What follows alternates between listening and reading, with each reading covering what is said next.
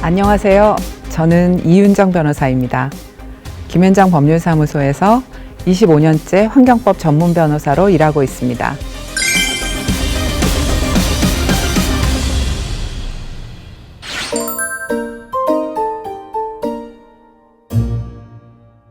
기후 위기로 촉발된 기후 경제 전쟁에 대해서 말씀드리러 왔습니다.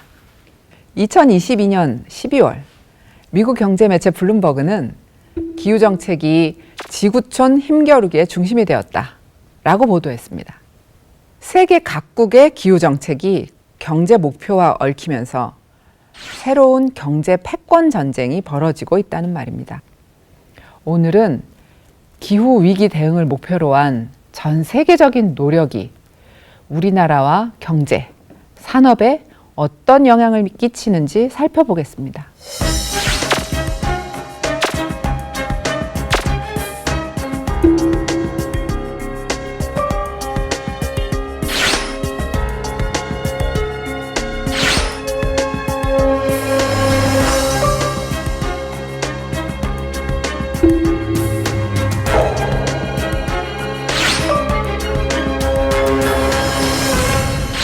유럽은 기후위기 대응을 위해서 탄소 국경 조정 제도를, 그리고 미국은 IRA라고 불리는 인플레이션 감축법을 내놓았습니다.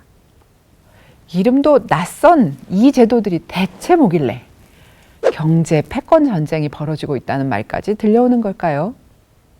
2023년 4월 25일 EU 이사회는 2030년까지 온실가스 배출량을 1990년 수준 대비 55% 이상 줄이기 위해서 5가지 핵심 법안들을 승인하였습니다.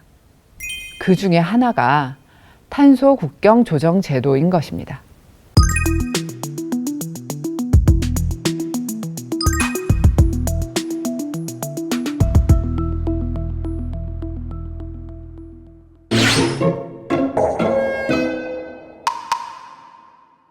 네, 그런 면이 있습니다. 하지만 탄소 노출을 방지해서 온실가스를 감축하고 2030년까지 배출량을 55% 줄인다는 환경적인 명분이 있습니다. 이 부분에 대해서만큼은 이의를 제기할 수가 없을 것 같습니다. 만약에 EU만 온실가스 규제를 하고 다른 나라들은 규제하지 않으면 기업들이 규제를 피해서 EU 밖으로 생산시설을 이동하지 않겠습니까? 그러면 아무리 EU 내에서 온실가스 배출량을 줄이더라도 지구 전체로 볼 때 온실가스 배출량은 줄어들지 않는 현상이 발생하겠지요. 이를 탄소 누출이라고 합니다. 탄소 국경 조정 제도란 이러한 탄소 누출 사태를 방지하고 EU 내에서 생산하는 제품하고 EU 밖에서 생산하는 제품이 동일하게 비용을 부담하도록 하자.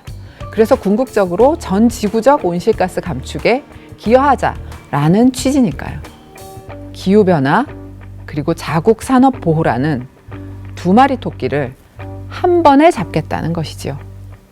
당장 2023년 10월 1일부터 시범 운영 기간에 해당하는 전환 기간이 개시됩니다.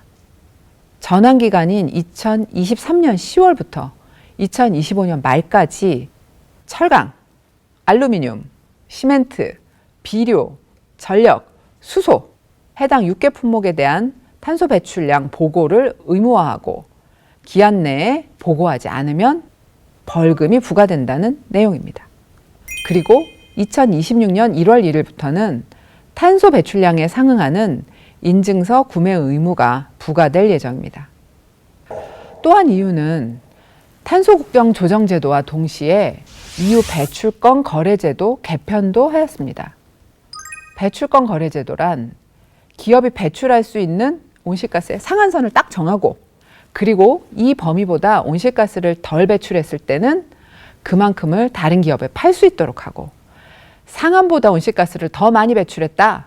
그러면 이 기업은 배출할 수 있는 권리를 구매하거나 아니면 이에 대한 페널티를 부과받는 제도입니다. 그런데 EU나 우리나라나 배출권 거래 제도가 느슨하다는 비판이 있었습니다. EU는 이번에 배출권 거래 제도를 개편해서 이 제도를 정말 엄격하게 운영하기로 한 것입니다. 배출권 거래제 감축 목표를 43%에서 62%로 상향하고 대형 선박 등 해운 분야를 배출권 거래제에 포함했고 항공 분야 무상할당도 폐지하였습니다. EU의 입장에서는 만약 수출국에서 EU 수준의 엄격한 배출권 거래 제도를 도입하기만 한다면 탄소 국경 조정 제도 때문에 수출 기업이 추가 부담하는 비용은 없어진다라고 주장할 것입니다. 우리나라나 그동안 모두 배출권을 무상으로 할당하는 경우가 많아서 한국은 이런 국제 정세 속에서 참으로 어려운 상황에 처해 있습니다. 한편 2022년 8월 16일 미국은 인플레이션 감축법 IRA를 제정 공포했습니다. 바이든 대통령은 이 법을 두고 기후 역사상 가장 크고 중요한 기후법이다 라고 말하기도 했죠. 바로 이 IRA가 전면으로 내세우고 있는 것이 기후 대응이기 때문입니다. IRA는 2030년까지 온실가스 40% 감축을 목표로 재생에너지, 배터리, 전기차 등 기후변화 대응을 위한 친환경 산업에 막대한 자금을 투자하기로 했습니다. 물론 유럽의 탄소 국경 조정 제도와 마찬가지로 미국의 IRA에도 자국 산업 보호의 목적이 있습니다. 미국 정부는 IRA 기후 대응에 필요한 재원을 마련하기 위해서 그동안 한국을 비롯한 외국 기업에 주던 보조금, 세액공제 같은 혜택을 아예 없애거나 축소했습니다. 외국 기업이 혜택을 받으려면 미국 내에 공장이 있어야만 합니다. 이는 자국 내로 공장을 불러들여서 기술 패권을 장악하겠다는 목적이 있는 것으로 해석됩니다. 한국 경제는 수출의 상당 부분을 의지하고 있으므로 EU와 미국의 탄소 국경 조정 제도나 IRA, 인플레이션 감축법은 한국 기업들에게 상당한 타격을 입힐 것입니다. 그렇다면 우리 정부와 기업들은 이런 국제 정세에 어떻게 대응해야 할까요?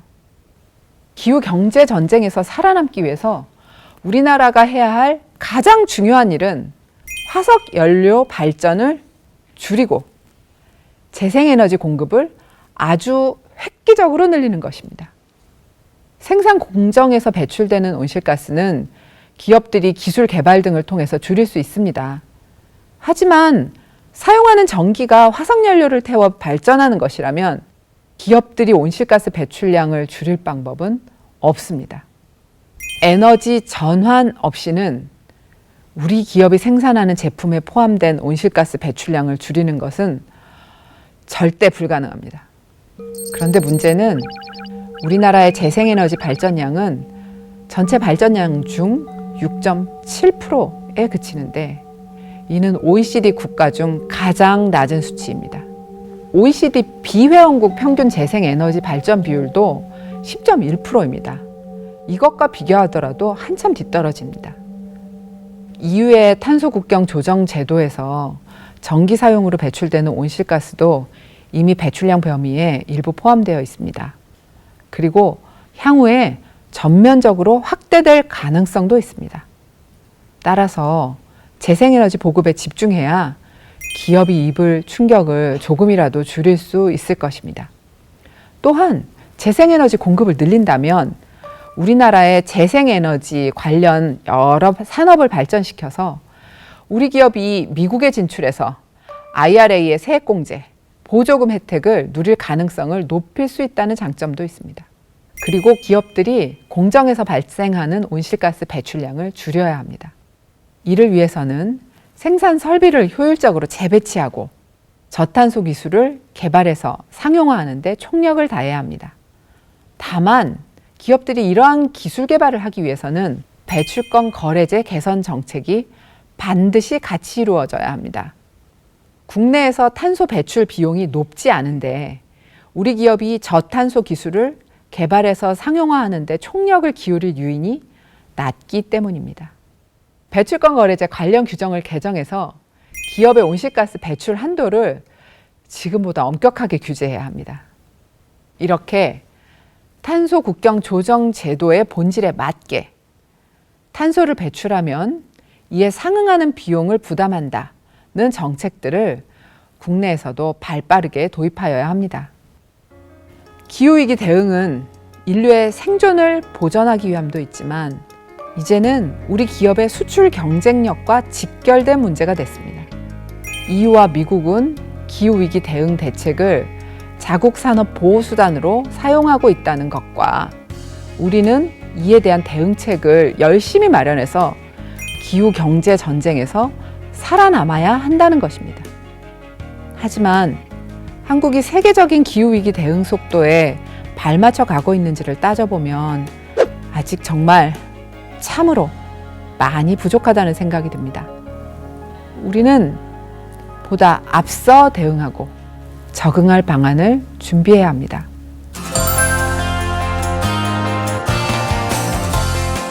오늘의 한 줄 리뷰는 재생에너지가 우리를 먹여 살릴 것이다 로 하겠습니다.